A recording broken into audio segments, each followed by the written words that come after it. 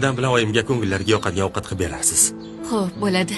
Chiroyli qilib chuchvara tugib qo'yaman. Xamirni ham qilib qo'ydim. Mabodo bu narsa kerak bo'lib qolsa qo'ng'iroq qo'ying. Xo'p, bo'ladi.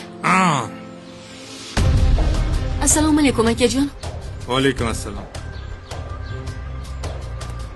Hozir bexosdan eshitib qoldim. Kelini sizlayapsanmi yo menga shunaqa tuyuldimi? To'g'ri eshitibsiz. Sizlab gapiraman uni. To'ying bo'lganiga bir oydan oshdi. Hali ham sizlab yuribsanmi? Yo, duxing berib qo'ydingmi? Qo'ysangizchi shunaqa gaplarni aka. Men ishga kech qoldim. Dadam uydalar, kiring. Yig'ishlar bunaqa karam sho'rvani. Qaytib eshitmang bunaqa gaplaringni. Kelini sizlama, boshingga chiqarib olasan. Tushundingmi? Sansirab qattiqroq tur. Xo'p aka. Siz o'ring. Menga sal kamroq sizing. Xo'p, bo'ladi. Qaytgancha choyni ham yangilab keling. Xo'p, bo'ladi. Yaxshi o'tiringlar. Men senga amdi ham aytdim-a? Kelganimda xotiningni sizlamagan. Sekinroq gapir, kelin eshitmasin. Xafa bo'ladi. Xotinini sizlasa nima qilibdi? Yaxshi-ku. Nimasi yaxshi oyi? Yaxshi bir lattalashib ketyapti-yu bu. Men xotinimni birinchi uchrashuvdayoq sansiraganman. Qo'limga o'rgatib olganman. Endi siz shunaqa qildingiz deb, men ham shunaqa qilayman. Siz boshqa odam, men boshqa odamman. Boyvachchaning qiziga uylandim deb, bir umr sizlayman deb va'da berib qo'ydingiz.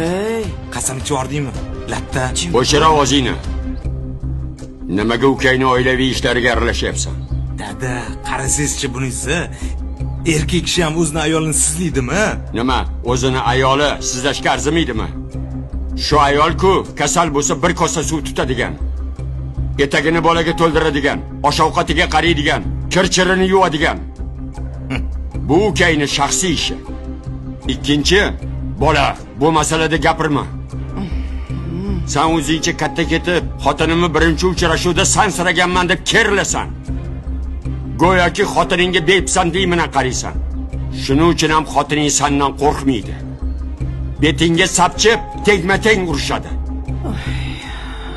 Ukang to'g'ri ish qilyapti.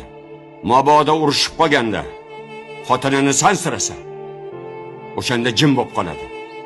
Demak, men bu odamni rostdan dilini ranjitibman deb qo'rqib qoladi. Tushundingmi? Eskilardan qolgan gap bor. Agar xotining yomon bo'lsa, demak ayb seni o'zingda. Tushundingmi?